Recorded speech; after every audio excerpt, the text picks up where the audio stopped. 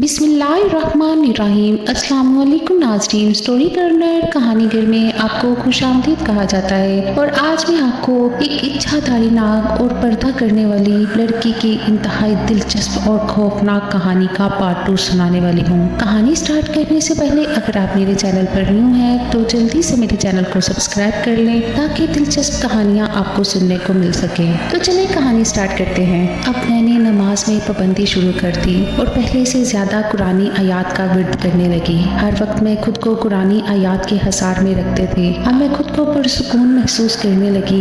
ऐसा लगने लगा जैसे मैं हिफाजती हसार में आ गई हूँ। अब कोई मेरा कुछ नहीं बिगाड़ सकता।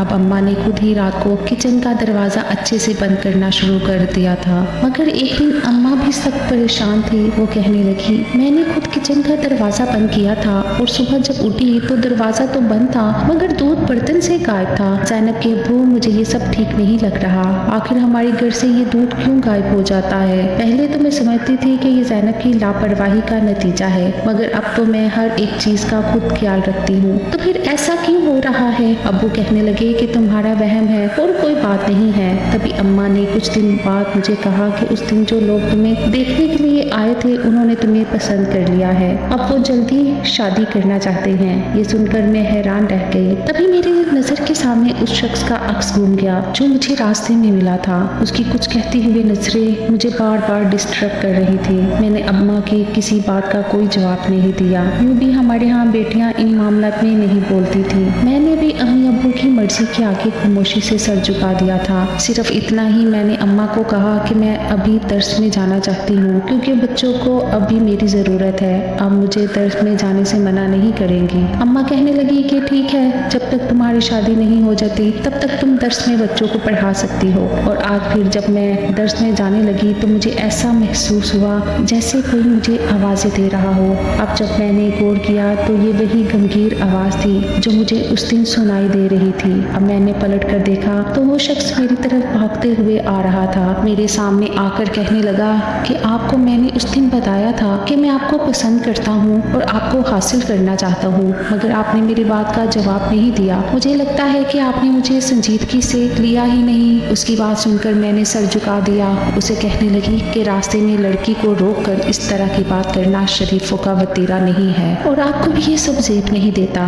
और वैसे भी मेरे घर वाले मेरा रिश्ता तय कर चुके हैं। कुछ दिनों में मेरी शादी होने वाली है। मेरा इतना कहना ही था कि उसका चेहरा गुस्से से सुर्ख पड़ गया। उसकी आंखें लाल अंगारा हो गई। वो मुझे बाजू से पकड़कर गुस्से से झंझोड़ते हुए कहने लगा कि जो चीज मुझे पसंद आ जाती है वो मैं किसी और के लिए कभी नहीं छोड़ता। अब तो मुझे पसंद आ गई हो तो मैं हर हाल में अपना के रहूंगा। ऐसा कहते हुए उसने एकदम मुझे छोड़ दिया। अब जब मेरी नजर उसके हाथों पर पड़ी तो मेरा मुंह हैरत से खुले का खुला रह गया। उसके हाथ पूरी तरह से जल गए थे और बेपनाह सुरख लग रहे थे। मैंने उसके हाथों की तरफ देखकर कहा, ये सब क्या है? उसने अपने हाथ पुश्त पर बांध लिए और कहने लगा कि कुछ भी नहीं, तुम्हें मेरी फिक्र करने की जरूरत नहीं है। तुम इस रिश्ते से इनकार कर दो। तुम मेरे अलावा किसी की नहीं हो सकती और ना ही मैं तुम्हें किसी और का होने दे सकता हूँ। ये कहकर वो वहाँ से चला गया था, मगर मैं खौफजदा सी हो गई थी। मुझे उस शख्स के जुनून से खौफ महसूस हो रहा था। हर दूसरे तीसरे दिन वो मेरा रास्ता रोक कर खड़ा हो जाता और मुझे कहता कि अपना रिश्ता तोड़ दूं और मेरे साथ चलो, मैं तुमसे शादी करना चाहता हूँ। एक दिन मैं उसकी बात पर गुस्से में फट पड़ी। उसे कहने लगी कि तुम्हें हया आनी चाहिए। तुम कैसी बातें कर रहे हो? अगर तुम मुझसे शादी करना चाहते हो तो तुम अपने घर वालों को लेकर मेरे माँ बाप से बात करो। तुम मुझे किस रिश्ते की हैसियत से तंग कर रहे हो? मुझे ये सब पसंद नहीं है और वैसे भी जहाँ पर मेरे माँ बाप मेरी शादी करेंगे मैं वहीं पर शादी करूंगी। और ये बात सच भी थी। तब मुझे हैरत का झटका लगा। मेरी आंखों के सामने अंधेरा छाने लगा। खौफ से मेरा बुरा हाल हो गया क्योंकि मैंने देखा कि सामने मेरे अब्बा खड़े थे। उनके चेहरे पर बेयकीनी ही बेयकीनी थी। चेहरे का रंग भी जर्द पड़ रहा था। उनकी आंखों में वाज़ा खौफ नजर आ रहा था। वो मुझे पलके झपकाए बिना देखे जा रहे थे। अब मुझे सख्त डर महसूस होने लगा कि अब्बा ने मुझे उस शख्स के साथ देख लिया है। ना जाने अब्बा मेरे बारे में क्या सोचेंगे। कहीं वो ऐसा ना समझें कि मेरा उसके साथ चक्कर चल रहा है और मैं उनकी निगाहों में दूर छोड़कर उसके साथ कुछ गलत कर रही हूँ। अब की बार मैंने गुस्से से उस शख्स को देखा मगर वो वहाँ पर मौजूद नहीं था। मैं हैरान परेशान से चारों तरफ देखने लगी। दूर दूर तक वो कहीं नजर नहीं आ रहा था। हालांकि यहाँ पर आसपास कोई इमारत भी नहीं थी जहाँ पर कोई इंसान छुप सके। तो फिर वो अचानक से कहाँ गायब हो गया। उसे जमीन निगल गई, आसमान खा गया। अब्बा के पास आई, उन्हें कहने लगी कि अब्बा मेरी बात सुने। अब्बा ने कुछ भी कहे बगैर कदम आगे की तरफ बढ़ा दिए और कहने लगे कि घर चलकर हम इस बारे में बात करेंगे। मैं सख्त खौफजदा थी कि मैं क्या करूं। अब्बा को मैं कैसे बताऊं कि मैं बेकसूर हूं, मेरा इसमें कोई कसूर नहीं है। जब हम घर आए तो अब्बा ने मुझसे कोई बात नहीं की और वो अपने कमरे में चले गए। अम्मा को लेकर भी वो कमरे में बंद हो गए। मैंने उनकी बातें सुनने की कोशिश की मगर मुझे उसमें कामयाबी हासिल नहीं हो सकी और फिर मैं यही सोचते सोचते अपने बिस्तर पर लेट गई कि आखिर मैं अम्मा अब्बा की गलतफहमी कैसे दूर करूं। मैं ये सोचकर बुरी तरह से रो रही थी, तभी मेरे रोते रोते आंख लग गई। मुझे फिर से ऐसे महसूस होने लगा जैसे कि मेरे पाँव पर कोई चीज़ नहीं गई हो। अब जब मैंने उन्हें आंखें खोलकर देखा तो वो एक सांप था। उस सांप का चेहरे का रुख मेरी तरफ था। वो मेरी आंखों में आंखें डाले देख रहा था और अगला मंजर इंतहाई दहशतनाक था। यकदम ही वो सांप अपनी जगह से गायब हो गया। मेरे मुंह से जोरदार चीख निकली और मैं फिर बुरी तरह से चीखने चलाने लगी। आवाज़ सुनकर अम्मा अब्बा मेरे कमरे में आए और कहने लगे क्या बात है, क्यों इतना चिल्ला रही हो, सब ठीक तो है। उन दोनों के चेहरे पर भी हवाइयाँ उड़ रही थी। मैं अम्मा के साथ लिपट गई और कहने लगी कि मुझे डर लग रहा है, पता नहीं मेरे साथ क्या हो रहा है। अम्मा ने मेरे सर पर हाथ रखा और कहने लगी कि फिक्र मत करो, सब ठीक हो जाएगा। अभी मैंने अब्बा की तरफ देखा तो वो भी नजरें चुराने लगे। मुझे अब्बा से शर्मिंदगी महसूस हो रही थी। मैं बेगुनाह होते हुए भी सबकी नजरों में कसूरवार ठहरा दी गई थी। अब्बा से मैं बात करना चाहती थी मगर मुझे मौका ही नहीं मिल रहा और फिर शाम होने से पहले ही अब्बा कहीं पर चले गए। मैंने अम्मा से पूछा कि अब्बा कहाँ गए हैं तो नजर चुराते हुए कहने लगी कि वो अपने एक रिश्तेदार के घर में गए हुए हैं। आज उनका वहाँ जाना बहुत जरूरी था। रात को जब मैं अपने कमरे में सोने लगी तो अम्मा भी मेरे पास आकर लेट गई और कहने लगी आज मैं तुम्हारे पास सोऊंगी। मैं तो हैरान रह गई, क्या अम्मा अब्बा को मुझ पर यकीन नहीं है। तब भी अम्मा ने ऐसा कहा कि मेरी आंखों में आंसू देखकर अम्मा कहने लगी बात है क्या, तुम्हें डर लग रहा है, किस चीज से। मैंने नफी में सर हिलाया और फिर मैं सो गई। आज मैं कितने दिन के बाद पुरसुकून नींद सोई थी, वरना रोजाना अजीब सी बेचैनी मुझे महसूस होती थी। अपने साथ किसी और वजूद का एहसास होता था और मैं बार बार जाग जाती थी। बार बार नींद से मेरी आंख खुल जाती और मैं परेशानी से इधर उधर देखने लगती कि आखिर मुझे ऐसा क्यों महसूस हो रहा है। कौन है यहाँ पर जो मेरे आसपास तो मौजूद है मगर नजर नहीं आ रहा। दूसरे दिन शाम के वक्त अब्बा घर आए तो बहुत परेशान लग रहे थे। घर आते ही वो अम्मा को अपने कमरे में ले गए और कितनी देर वो दोनों कमरे में बातें करते रहे से अब मैं हैरत ज़दा से माँ बाप के कमरे में आ गई। अब्बा को कहने लगी अब्बा जो कुछ आपने देखा है वो सच नहीं है, मैं शख्स को नहीं जानती कि वो कौन है। अब्बा मुझे कहने लगे कि इधर मेरे पास आकर बैठो और मुझे बताओ कि आखिर ये सब कब से चल रहा है। अब्बा की बात सुनकर मैं रो पड़ी। अभी कुछ दिन पहले ही मैं जब दर्स में जा रही थी तो तभी मैंने उस शख्स को देखा था और तब से वो मेरे पीछे पड़ा हुआ है मगर मैंने उससे कभी बात नहीं की। मैं उसके बारे में कुछ जानती नहीं हूँ कि वो कौन है कौन नहीं। अब्बा कहने लगे अब मेरी बात गौर से सुनो। उस दिन मेरी तबीयत ठीक नहीं थी, मैं घर जल्दी आ गया। तभी तुम्हारी माँ कहने लगी तुम्हारी अभी दर्स से छुट्टी का वक्त हो गया है और तुम्हें जाकर मैं ले आऊँ। इसलिए मैं दर्स में आया तो मैंने तुम्हें रास्ते में खड़े बातें करते देखा। तुम्हारा अंदाज बता रहा था कि तुम किसी से बात कर रही हो और जब मैं तुम्हारे करीब हुआ तो तुम्हारी बातें सुनकर मैं ठठक कर रह गया।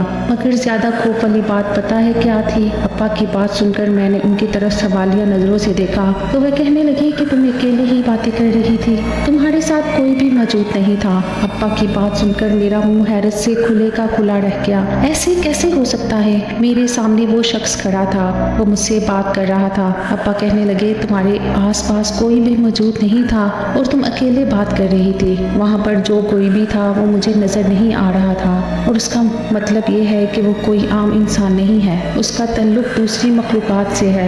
और घर में भी जो अजीबो गरीब वाक़यात हो रहे हैं वो भी इस बात की तरफ निशानदही ही करते हैं कि हमारे घर में कुछ तो अजीब व गरीब चल रहा है। इसीलिए मैं अपने पीर साहिब से बात करने के लिए आज उनके आस्थाने पर गया था, मगर अफसोस कि वो उम्रा करने के हुए हैं और कुछ दिनों तक ही उनकी आमद मतवक्का है। इसलिए मैंने और तुम्हारी माँ ने सोचा है कि हम तुम्हारी जल्द से जल्द शादी कर दे, ताकि ये जो भी मुसीबत है उससे तुम्हारी जान छूट सके। ऐसा ना हो कि ये तुम्हें कोई नुकसान पहुंचा दे। तभी मेरे जहन में इस बुजुर्ग का चेहरा घूम गया और अब्बा से मैंने उन बुजुर्ग की बातों का जिक्र किया। उनकी बातें आज भी मुझे हैरान करती थी और ये सब सुनकर मैं चौंक जाती थी कि आखिर उन बातों का क्या मकसद था। अब्बा कहने लगे, उसका मतलब है कि उनके पास कोई ना कोई इल्म जरूर है और वो बात जो तुम और हम लोग नहीं जानते थे वो उन्होंने जान ली थी और उन्होंने अपने अंदाज में तुम्हें तसल्ली दी ताकि तुम कहीं मुश्किलात से घबरा ना जाओ। मैंने अब्बा को कहा, आप उनसे बात करें, उन्हें एक बार घर बुलाएं। वो आखिर कौन थे? अब्बा कहने लगे, वो तुम्हारे होने वाले शोहर के दादा हैं। मेरी उनसे 2-3 बार बात हुई थी तो मुझे यही मालूम हुआ था कि वो एक रूहानी शख्सियत है, मगर अब तुम्हारी बातों से उसकी तस्दीक भी हो गई है। मैं कल ही जाकर उनसे बात करता हूँ, मगर मुझे इस बात का डर भी है कि वो तुम्हारे ससुराली हैं। ऐसा ना हो कि उस बात को बुनियाद बनाकर वो रिश्ते से इनकार कर दे, मगर फिर भी तुम्हारी जिंदगी से ज्यादा अहम तो कुछ भी नहीं है। ये रिस्क तो फिर लेना ही पड़ेगा। अब्बा की बात सुनकर मैंने सर झुका लिया। अब मुझे शर्मिंदगी हो रही थी कि मेरी वजह से मेरे माँ बाप को इतनी परेशानी का सामना करना पड़ा। और फिर शाम को जब मैं अपने कमरे में आई तो मुझे अपने कमरे में वही शख्स इधर उधर टहलता हुआ नजर आने लगा। मुझे देखकर गुस्से से कहने लगा, तो तुम्हें मेरी असलियत मालूम हो ही गई। तुम जान गई हो कि मैं एक ही इंसान नहीं हूँ, तो आज मैं तुम्हें अपना सच बता ही देता हूँ। मैं कौन हूँ? मैं एक इच्छाधारी नाग हूँ और मैं 100 साल के बाद जाकर इंसानी रूप में आया हूँ। मेरी नागिन को इंसानों ने खत्म कर दिया था, तब से मैं दुनिया में अकेला ही घूम रहा हूँ। मैंने इन लोगों से बदला ले लिया जो गुनाह उन्होंने मेरी नागिन को मुझसे छीन कर किया। मैंने उनसे इंतकाम भी ले लिया, फिर भी मेरा यहाँ से जाने को दिल नहीं कर रहा था। उस दिन घूमते फिरते मेरी तुम पर नजर पड़ी। तुम्हें देखकर मैं अपना दिल हार गया। तुम देखने में हूबहू मेरी नागिन जैसी हो, वही आंखें, वही जुल्फें। तुम्हें देखकर ही मुझे मालूम हो गया कि अगर मैं तुम्हें अपनी जिंदगी में शामिल कर लूँ तो मेरी जिंदगी बहुत पुरसुकून और मजे से गुजरनी है। मगर जब भी मैं तुम्हारे करीब होता तो मैं बुरी तरह से जलने लगता और उसकी वजह थी तुम्हारी इबादत गुजारी और हर वक्त हिसार में रहना, वरना मैं तुम्हें कब का अपनी दुनिया में उठाकर ले जा चुका होता। मगर तुम क्या समझती हो इस हिसार के जरिए से तुम खुद को मुझसे बचा लोगी और मैं तुम्हें छोड़कर अपनी दुनिया में चला जाऊंगा? ऐसा नहीं हो सकता। मैं तुम्हें कोई नुकसान नहीं पहुंचा सकता क्योंकि मैं तुमसे प्यार करता हूँ, लेकिन अगर तुमने मेरी बात नहीं मानी तो मैं तुम्हारे अपनों को नुकसान पहुंचा दूंगा, तुम्हारे माँ बाप को, तुम्हारे होने वाले शोहर को। तुम क्या चाहती हो कि तुम्हारी वजह से बेगुनाह लोगों को मैं डस लूं, उनकी जान ले लूं? उसके बाद सुनकर मैं रो पड़ी। उसे कहने लगी, ऐसा मत करो, मेरे माँ बाप को कुछ मत कहना और मेरे होने वाले शोहर को भी कुछ मत कहना। वो अपने माँ बाप का अकलौता सहारा है और मैं नहीं चाहती कि मेरी वजह से वो मौत के मुंह में चला जाए। वो हंसने लगा और कहने लगा, फिर जैसा मैं कहता हूँ ऐसा करो, मेरी हो जाओ, मुझसे शादी कर लो, मैं तुम्हें बहुत खुश रखूंगा। तुम्हें मैं अपनी दुनिया में ले जाऊंगा और वहाँ पर तुम्हें रानी बना के रखूंगा। तुम्हें भला और क्या चाहिए? तुम पूरी नाग दुनिया पर राज करोगे, उनकी रानी होगी, हर तरफ तुम्हारे ही हुक्म का सिक्का चलेगा और तुम्हारे कदमों में दुनिया जहाँ की दौलत ढेर कर दूंगा। वो मुझे लालच दे रहा था और मुझे कायल करने की हर मुमकिन कोशिश कर रहा था और मेरा जहन उससे जान छुड़वाने के ताने बाने बन रहा था। तभी मैंने उससे कहा कि मुझे सोचने का वक्त दो, अभी तुम यहाँ से जाओ। अगर तुम्हें अम्मी अब्बू ने देख लिया तो जाने वो क्या सोचेंगे, वो मजीद परेशान हो जाएंगे। वो अजीब से अंदाज में हंसते हुए कहने लगा कि ठीक है, तुम्हें जितना सोचना है सोच लो, मगर जवाब मेरी मर्जी के खिलाफ नहीं होना चाहिए, वरना अंजाम की जिम्मेदार तुम खुद होगी। और वो वहाँ से गायब हो गया और मैं फूट फूट कर रो पड़ी कि मेरे साथ ये क्या हो गया। मैंने खुद को कितना संभाल संभाल के रखा, मेरा चेहरा कभी किसी ने नहीं देखा, मगर उसके बावजूद भी न जाने कब मुझसे बेहतियाती होगी और उस नाग की नज़र मुझ पर पड़ गई और अब वो मेरी खुशियों का दुश्मन बन बैठा है। मैं भला एक नाग से कैसे शादी कर सकती हूँ? ऐसा नहीं हो सकता। मैंने फिर ये सारी बात अपनी अम्मी अब्बू को बताई। अब्बू कहने लगे कि कल ही मैं इस बारे में कुछ करता हूँ। और फिर अगले ही दिन वो मेरे ससुराल में चले गए थे। उन्होंने मेरे होने वाले शोहर के दादा से सारी बात कही तो ये सुनकर वो कहने लगे, मैं पहले ही समझ गया था कि इस लड़की के साथ कोई पुरस्कार मामला चल रहा है, मगर मैं नहीं जानता था ये मामला इतना गंभीर है। बहरहाल तुम लोग परेशान ना हो, मैं देखता हूँ कि इसका क्या हल हो सकता है। और फिर वो इसी वक्त अम्मी अब्बू के साथ हमारे घर में आ गए थे। उन्होंने अब्बू की बात की लाज रखी थी। ये बात उन्होंने किसी को भी नहीं बताई थी।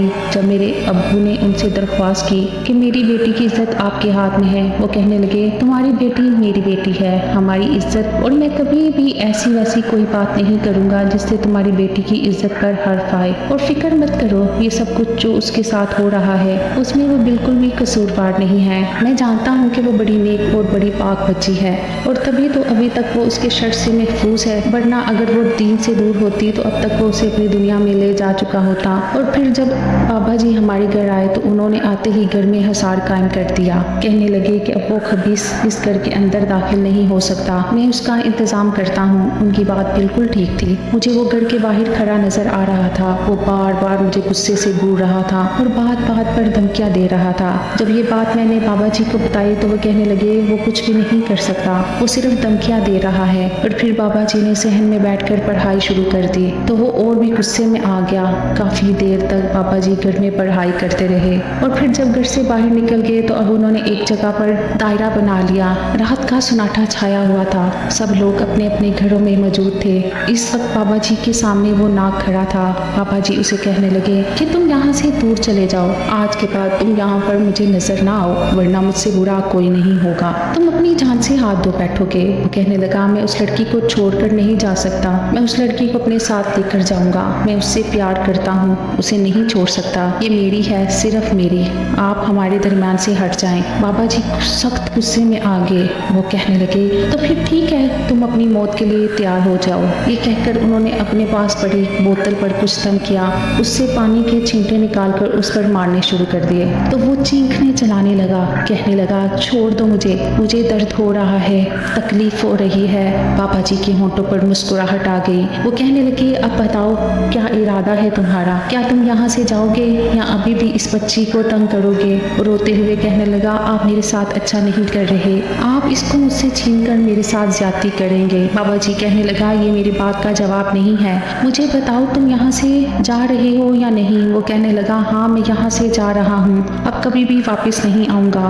बाबा जी ने उससे वादा लिया और फिर वो हमेशा के लिए यहाँ से चला गया था। उसके बाद बाबा जी ने मुझे पहनने के लिए तवीज़ दिया और मुझे कहा, हर वक्त इस हसार में रहा करो, अल्लाह ने चाहा तो तुम्हारी हिफाजत होगी और वो कभी भी दोबारा तुम्हारे सामने नहीं आएगा और ना ही कभी तुम्हें नुकसान पहुंचा सकेगा। इस बात को कितने ही साल गुजर चुके हैं, आज भी मुझे जब उसका चेहरा याद आता है तो मैं खौफसदा हो जाती हूँ। बाबा जी का भी इंतकाल हो गया है और मैं अपने घर में खुशोखुरम जिंदगी गुजार रही हूँ। जब भी मैं कभी सांप देख या कभी किसी अच्छादारी नाग का नाम सुनती हूँ तो खौफ से मेरे रोंगटे खड़े हो जाते हैं, क्योंकि मुझे अपनी तकलीफ, अपना बीता हुआ कल भी याद आ जाता है। मेरे शोहर और ससुराल वाले भी अभी तक इस हकीकत से लाइलम हैं। बाबा जी ने मुझे कहा था कि तुम्हारे ससुराल वाले लाख अच्छे हों, तुम्हारा शोहर कितना ही ख्याल क्यों ना करे, कितनी ही देर मोहब्बत क्यों ना दे, अपने सारे राज तुम्हें क्यों ना बता दे, मगर फिर भी अपनी कोई भी कमज़ोरी अपने ससुराल वालों को मत बताना